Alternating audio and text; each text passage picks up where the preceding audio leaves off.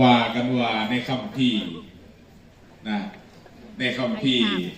สมันตะปาสาธิกานะในพาหิลานิทานพระอรหันต์ร่วมในอโศการามหลังเหตุสังคายนาแล้วมีทั้งหมด40 โกฏเพิ่นคัดเลือกพระธรรมทูตทรงไปในเก่าสายคัดเลือกเอกอุของพระอรหันต์อีกเทื่อหนึ่งในสมัยนั้นที่ถึงพร้อมด้วยฤทธานุภาพเป็นพระอรหันต์ประเภทอภิญญาภพและถึงพร้อมด้วยปัญญาสูงสุดนั่นคือพระอรหันต์ประเภทปฏิสัมภิทาญาณ4ไปเผยแผ่ศาสนาทุกถิ่นทุกแดนเฮาก็ได้รับศาสนามาตั้งแต่พุ่นได้สืบทอดได้สร้างก่อมาตั้งวัดตั้งว่าสร้างบ้านแปลงเมืองมาด้วยพุทธธรรมขององค์สมเด็จพระสัมมาสัมพุทธเจ้าซึ่งคน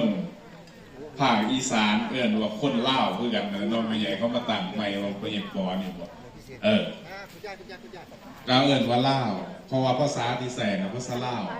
ภาษาเขียนเป็นภาษาไทยก็เลยเอิ้นว่าไ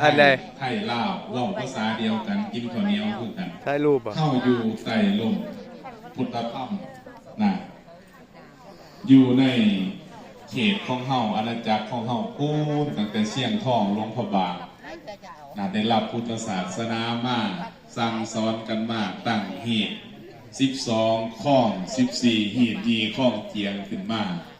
แม่นเบิดการหดทรงเทล่าพิเศษเพิ่นคิดคนขึ้นมาเฮ็ดจังได้ขนบธรรมเนียมวัฒนธรรม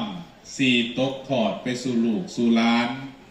ชนรุ่นหลังหรือประชาผู้เกิดภายภาคหน้าเพิ่นคิดกันว่าเขาสิเฮ็ดแนวใด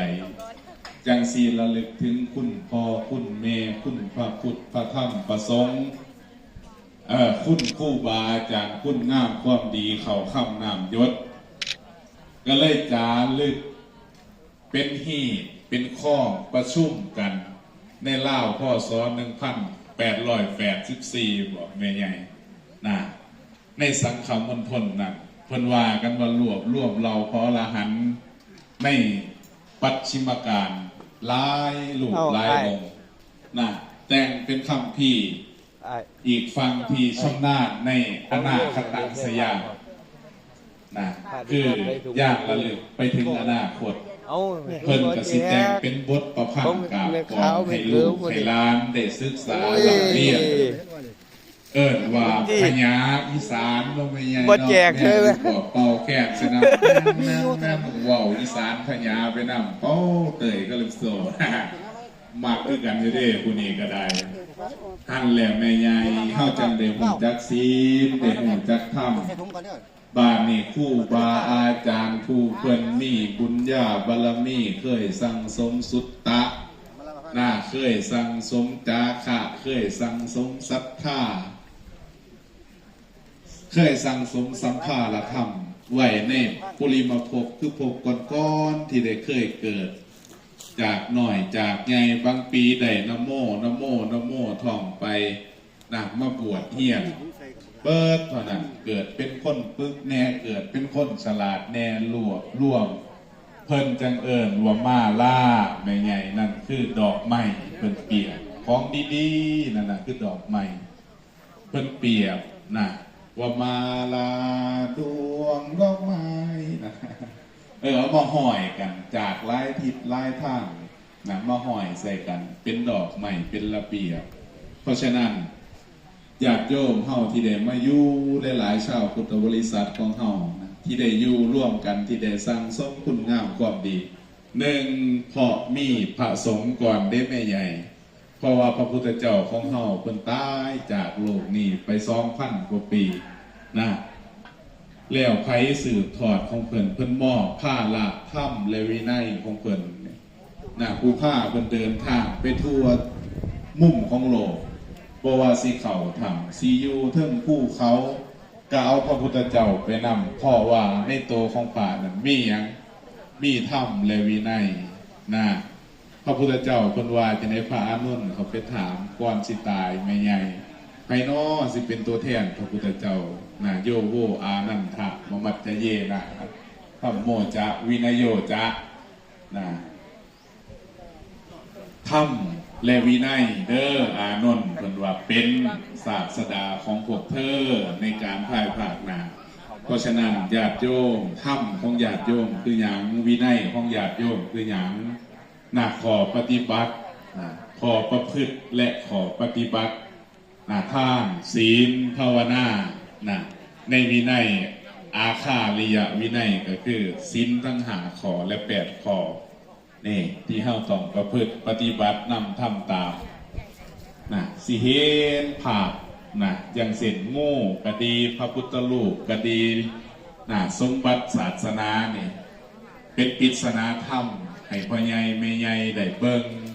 ได้ศึกษาเห็นบอกพระทรงองค์ข้าเจ้าเพิ่นน้อมนำมาเสียสละตนออกจากบ้านจากเฮือนเป็นผู้บ่มีเฮือนเอิ้นว่าอนาคาลิกเพิ่นว่าเข้าสู่พระธรรมวินัยลอยลัดล้อมร่วมด้วยเสื้อสุตตะแปลว่าได้น้องแม่ใหญ่ลอยลัดล้อมร่วมเป็นมาล่าจากคุณงามความดี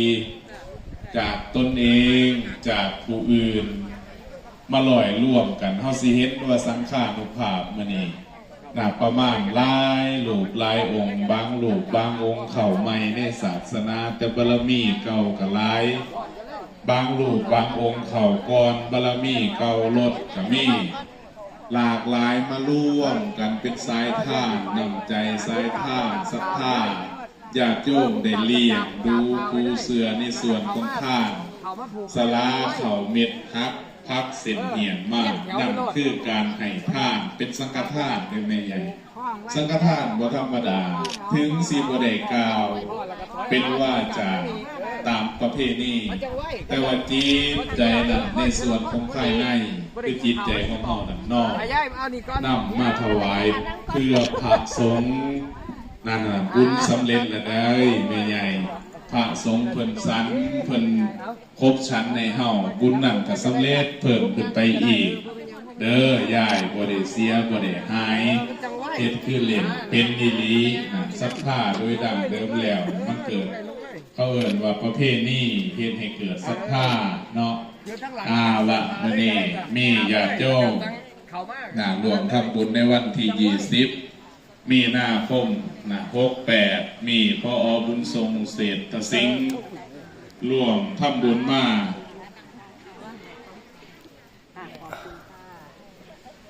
ลุกเลยจ้ะลุกกำลังร่วมทำบุญมา1,000 บาทชาวบ้านน้องซุ่มหมู่6หมู่15ตำบลโคกนาโกอำเภอ